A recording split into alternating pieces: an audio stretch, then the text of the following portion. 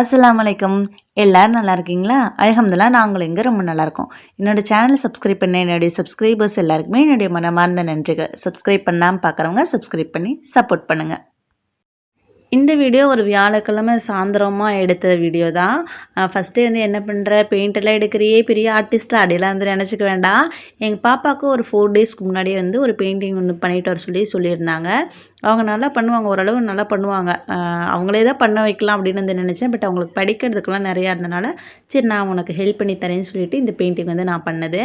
Actual image இது தான், இப்படி தான் வந்து செய்யணும். நான் கொஞ்சம் கொசாமசான்னு ஒரு மாதிரி பண்ணியிருக்கேன். நல்லாயிருக்கா என்னமோ தெரியல. ஸ்கூலில் கொண்டு போய் கொடுத்தாங்கன்னா என்ன சொல்லுவாங்கன்னு தெரில. சரி அவங்க வரதுக்குள்ளே இது வந்து பண்ணி வச்சிடலான்னு சொல்லிட்டு பண்ணியாச்சு. எப்படி இருக்குது அப்படின்னு சொல்லிட்டு சொல்லுங்கள். நல்லா இருந்துச்சு அப்படின்னா ஓகே அப்படின்னு சொல்லிட்டு ஒரு லைக் மட்டும் போட்டுக்குங்க. இதை வந்து கொஞ்சம் 4 பக்கமும் வீடியோலாம் எடுத்துகிட்டு கண்குளிர பார்த்துட்டு நேராக வந்து கிச்சனுக்குள்ளே போயாச்சு. கொஞ்சம் நாளைக்கு முன்னாடி வந்து இந்த வெஜிடபிள்ஸ்லாம் போட்டு வைக்கிறதுக்கு ஃப்ரிட்ஜில் ஸ்டோர் பண்ணி வைக்கிறதுக்கு ஒரு கண்டெய்னர் வந்து ஆர்டர் போட்டிருந்தேன். ஆக்சுவலாக இது வந்து ஆர்டர் போட்டு ஒரு 3 மாதத்துக்கு மேலேயே வந்து இருக்கும். இந்த பார்சல் வந்து வந்துடுச்சு 3 மாதத்துக்கு முன்னாடியே. நான் வந்து எப்படி நினச்சேன்னா, நம்ம தான் இப்போ யூடியூபர் ஆகிட்டோம் இல்லையா, நம்ம வந்து ஃப்ரிட்ஜ் ஆர்கனைசேஷன் வீடியோ போடலாம்னு சொல்லிட்டு ஒரு மைண்ட் செட்டில் தான் இது வந்து ஆர்டர் போட்டது. சரி நீட்டாக வச்சுக்கணும் அப்படின்னு சொல்லிட்டு நினைக்கிறதோடு சரி நம்ம எங்கே நீட்டாலாம் வைக்க போகிறோம், அது ஒன்றும் கிடையாது. ஆர்கனைசேஷன் பண்ணலான்னு வீடியோ எடுக்கலான்னு நினச்சேன். ஆனால் வந்து அதில் வந்து செய்யறது கிடையாது, நினைக்கிறதோடு சரி. அப்புறம் இது அப்படியே தூக்கி வச்சுருந்தது. அப்புறம் எனக்காக திடீர்னு எனக்கு ஒரு ஞான உதயம் வந்து கண்டிப்பாக நம்ம வந்து அந்த வீடியோலாம் வந்து எடுக்க மாட்டோம், பேசாமல் எடுத்து யூஸ் பண்ணிடுவோம். வாங்கினதுக்கு வீடியோ எடுக்கணும்னு நினச்சோமே, அதுக்காகவாது இந்த வீடியோ போட்டுடலான்னு சொல்லிட்டு தான் வந்து இது எடுத்தது. ஆக்சுவலாக இது வாங்கும் பொழுது நான் யோசித்து தான் வாங்கினேன். பிளாஸ்டிக் தான் இது. இது வாங்குகிறோம், நம்ம ஃப்ரிட்ஜில் வந்து ஃபஸ்ட்டு வைக்கிறதுக்கு இடம் இருக்கும். ஏன்னா நம்ம ஃப்ரிட்ஜ் வந்து சின்ன ஃப்ரிட்ஜு தான். அதில் நம்ம மாவு வந்து நிறைய நாங்கள் கொஞ்சம் அதிகமாகவே வந்து ஆட்டி வைப்போம். அதனால இடம் பத்துமா என்னன்னு சொல்லிட்டு யோசித்து தான் வந்து வாங்கினது. சரி பார்க்குவோம் அப்படின்னு சொல்லிட்டு வாங்கியாச்சு. நல்லா இருந்துச்சு, குவாலிட்டியெல்லாம் நல்லா இருந்துச்சு. இது வந்து விலையுமே கொஞ்சம் கம்மி தான், 120 ருப்பீஸ்ன்னு நினைக்கிறேன். பட் ஒர்த்து தான். ப்ராடக்ட் வந்து நல்லா இருந்துச்சு. ஒரே ஒரு பாக்ஸ் மட்டும் டேமேஜாக இருந்துச்சு, அதை நான் வந்து பின்னாடி வந்து காட்டுறேன். சரி வாங்கி அதை க்ளீன் பண்ணி வச்சாச்சு. இது காயெல்லாம் வந்து போட்டு வச்சிடலான்னு கடைக்கு போய் காய் வாங்கிட்டு வந்தாச்சு. கேரட்டெல்லாம் வந்து நீங்கள் ஒரு ஒரு இடத்துல வந்து அழுகி இருந்துச்சு அப்படின்னாலுமே அது ஃபுல்லாக வந்து ஸ்பாயில் ஆயிரும். அது வந்து சுரங்கப்பாதையாட்டு அது அப்படியே அதுக்குள்ளே ஊடுருவி போயிடும் இல்லையா. நான்லாம் நிறைய டைம் வந்து பார்த்துருக்கேன். அப்போ வந்து இதோட தலைப்பகுதியும் வால் பகுதியும் நம்ம கட் பண்ணிவிட்டு வச்சிட்டோம் அப்படின்னம்னா அவ்வளோ சீக்கிரம் வந்து அழுகி போகாது. ரொம்ப நாளைக்கு வந்து ஃப்ரெஷ்ஷாகவே இருக்கும்.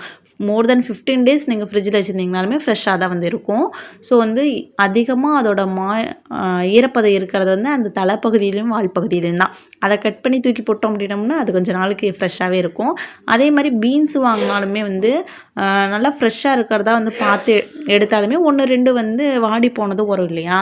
அதெல்லாம் வந்து நம்ம வீட்டுக்கு வந்ததுக்கப்புறமேட்டுக்கு கொஞ்சம் மெனக்கெட்டு ரிஸ்க் எடுத்து க்ளீன் பண்ணி வச்சிட்டோம் அப்படின்னம்னா அப்பயே கொஞ்சம் வீணாக போனதெல்லாம் நம்ம எடுத்துடலாம். இது வந்து ஒன்றா நம்ம அப்படியே கவரோடு வைக்கும் பொழுது அழுகி போனது கூட சேர்ந்து நல்லா இருக்கிறது சேர்ந்து வீணாக போயிடும்.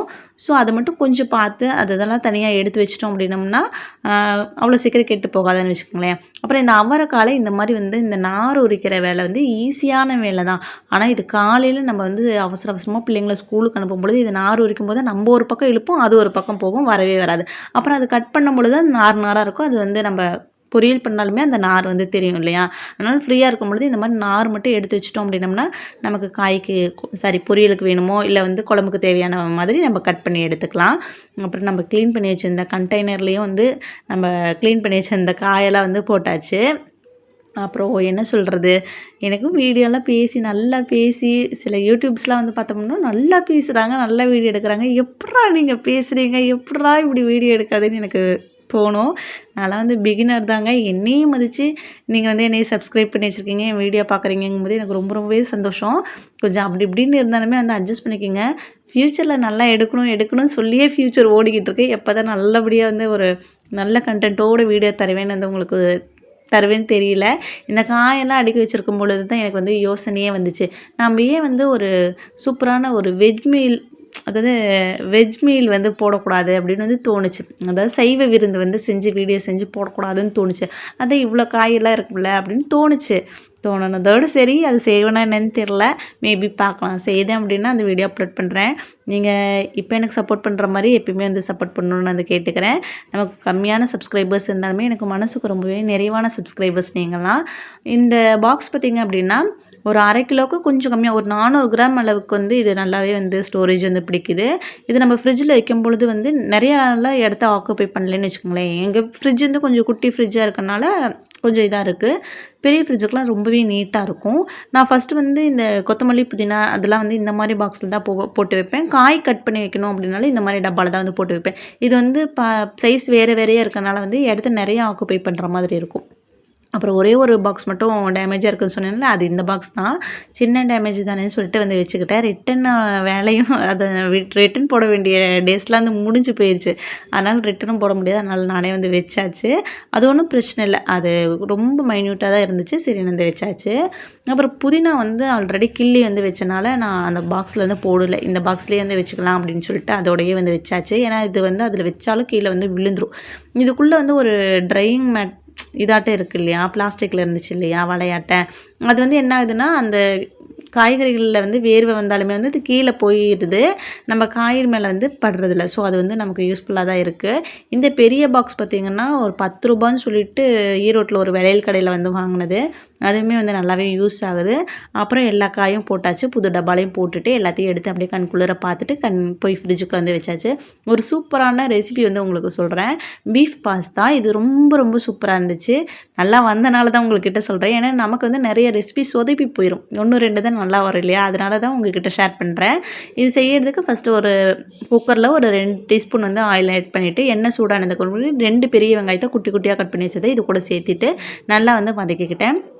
வெங்காயம் ஓரளவுக்கு வதங்கினதுக்கப்புறம் 2 டீஸ்பூன் இஞ்சி பூண்டு பேஸ்ட்டை சேர்த்துட்டு நல்லா வதக்கிட்டு ஒரே ஒரு டீஸ்பூன் கரம் மசாலாவும் சேர்த்துட்டு இதோட பச்சை ஸ்மெல் போகிற அளவுக்கு வதக்கிக்கலாம். ஒரு 2 பழமான தக்காளியை குட்டியாக கட் பண்ணி வச்சதை இது கூட சேர்த்துட்டு உப்பும் வந்து சேர்த்துக்கிங்க. சீக்கிரமாக தக்காளி வந்து மசிஞ்சு வந்துடும். தக்காளி மசிஞ்சதுக்கப்புறமேட்டுக்கு 1 டீஸ்பூன் மிளகாய் தூள் வந்து சேர்த்திருக்கேன். உங்களுக்கு காரத்துக்கு தகுந்த மாதிரி சேர்த்துக்கிங்க. இதை நல்லா வதக்கினதுக்கப்புறமேட்டுக்கு ஒரு 1/4 கிலோ பீஃப் வந்து நம்ம குட்டி குட்டியாக வந்து கட் பண்ணி வந்து வச்சுருக்கேன். உங்களுக்கு கொத்துக்கறி கிடச்சிது அப்படின்னா இது சூப்பராக வந்து செய்யலாம். எனக்கு கொத்துக்கறியெல்லாம் இல்லை, எந்த பீஃப் வச்சு தான் நானே குட்டி குட்டியாக கட் பண்ணி வந்து எடுத்து வச்சுருக்கேன். கொத்துக்கறியில் செய்யுங்க, இன்னுமே வந்து சூப்பராக இருக்கும். க்ளீன் பண்ணி வச்சுருந்த பீஃபையும் இந்த மசாலா கூட வந்து சேர்த்துட்டு ஒரு 10 நிமிஷத்துக்கு ஹை ஃப்ளேம்லேயே வந்து வச்சு நல்லா பெரட்டி விட்டோம் அப்படின்னோம்னா அந்த இறைச்சியில் வந்து இந்த மசாலாலாம் வந்து நல்லா இறங்கியிருக்கும். இப்போ இந்த ஸ்டேஜில் கொஞ்சமாக கொத்தமல்லி, கொஞ்சமாக வந்து புதினா சேர்த்துட்டு நல்லா வந்து மிக்ஸ் பண்ணிவிட்டு குக்கரை க்ளோஸ் பண்ணிவிட்டு ஹை ஃப்ளேமில் ஒரு 4 விசில், சிம்மில் வச்சு ஒரு 2 விசில் விட்டிங்க அப்படின்னா பீஃப் வந்து நல்லா பஞ்சாட்டம் வந்து வெந்து வந்துடும். இது வேகிறதுக்குள்ளேயே பாஸ்தா வந்து வேக போட்டுடலான்னு சொல்லிட்டு பாஸ்தா எடுத்தாச்சு. நல்லா கொதிக்கிற தண்ணியில் நம்ம பாஸ்தா வந்து ஒரு 1/2 கிலோ வந்து போட்டுட்டு ஒரு 5 நிமிஷத்துலேருந்து 7 நிமிஷத்துக்குள்ளே வந்து பாஸ்தா வந்து கொதித்து நல்லா வந்து வெந்து வந்துடும். இதுக்கடையிலே வந்து பீஃபும் வந்து நல்லா வெந்துருச்சு. ஸோ அதை வந்து நல்லா மிக்ஸ் பண்ணிவிட்டு அது வந்து ஓரமாக வந்து வச்சாச்சு. இதுக்கடையில் பாஸ்தாவும் வந்து நல்லா வந்து குக் ஆயிடுச்சு. இது தண்ணியெல்லாம் வந்து வடிய விட்டுட்டு எடுத்து வச்சிடலாம்.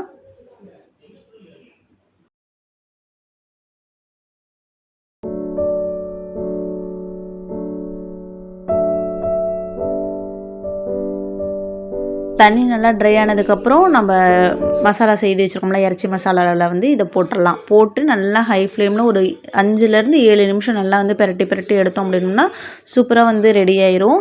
இதை வந்து அப்படியே வந்து நம்ம அதாவது பாஸ்தா தனியாக வந்து பாயில் பண்ணாமல் அப்படியே போட்டு வேக விடலாம். அது வந்து கொஞ்சம் குழஞ்ச மாதிரி ஆயிரும் பாஸ்தா. அதனால தான் வந்து இந்த மாதிரி வந்து செய்தது. இது ஒரு சூப்பர் டேஸ்ட்டாக இருந்துச்சு. நிஜமாவே நான் செஞ்சேன் அப்படிங்கிறதுக்காக சொல்லலை, ரொம்ப நல்லா இருந்துச்சு. கண்டிப்பாக வந்து ட்ரை பண்ணி பாருங்கள். இதே மாதிரி நம்ம சோயா சங்க்ஸ் வச்சுமே வந்து இதே மாதிரி வந்து செய்யலாம். ஸோ வந்து சூப்பரான டின்னர் வந்து ரெடி ஆயிடுச்சு. குழந்தைங்களுக்கு வந்து நம்ம ஹெல்த்தியாக கொடுக்கணுன்னு தான் நினைக்கிறோம். ஆனால் அவங்க எங்கே கேட்குறாங்க, ஹெல்த்தியை விட இந்த மாதிரி வந்து அன்ஹெல்த்தி ஃபுட்டு தான் ரொம்ப ரொம்ப பிடிக்குது. அதனால் எப்போயாவது ஒன்று வந்து தவிர்க்க முடியாமல் கொடுக்குறதா வந்து போயிடுது. சரி அப்படின்னு சொல்லிட்டு அந்த அன்றைக்கி வந்து செய்தாச்சு. செஞ்சுட்டு அப்படியே சும்மா வளைச்சி வந்து வீடியோலாம் வந்து எடுத்துகிட்டு போய் பரிமாறதுக்கு கொடுத்துடலான்னு சொல்லிட்டு சாப்பிட வந்து எடுத்து வச்சாச்சு. என் பையன் தான் ரொம்ப குஷி இதை பார்த்துட்டு. ஏன்னா அவன் தான் வந்து பாஸ்தான்னு கேட்டான். நல்லா காரசாரமாக நைட்டு நேரம் ரொம்பவே சூப்பராக இருந்துச்சு. கண்டிப்பாக அந்த ட்ரை பண்ணி பாருங்கள். அப்புறம் இந்த வீடியோ உங்களுக்கு பிடிச்சிருந்துச்சுன்னா ஒரு லைக் பண்ணிக்கோங்க. உங்களோட கருத்துக்களை கீழே கமெண்ட் பண்ணுங்கள். அடுத்து ஒரு நல்ல வீடியோவில் இன்ஷா அல்லாஹ் நல்ல வீடியோவில் வந்து சந்திக்கலாம். உங்களை அடுத்த வீடியோலையாவது ஃபுல்ஃபில் பண்ணுவேன் அப்படின்னு வந்து நினைக்கிறேன். பார்க்கலாம். அப்புறம் இன்னொரு வீடியோவில் சந்திக்கலாம். அது வரைக்கும் இருக்கிற வரைக்கும் சந்தோஷமாக இருப்போம். நம்ம கூட இருக்கிறவங்களே சந்தோஷமாக வச்சுப்போம். இவ்வளோ நேரம் வீடியோ பார்த்தவங்க எல்லாருக்குமே என்னுடைய மனமார்ந்த நன்றிகள். அஸ்ஸலாமு அலைக்கும். தேங்க்ஸ் ஃபார் வாட்சிங்.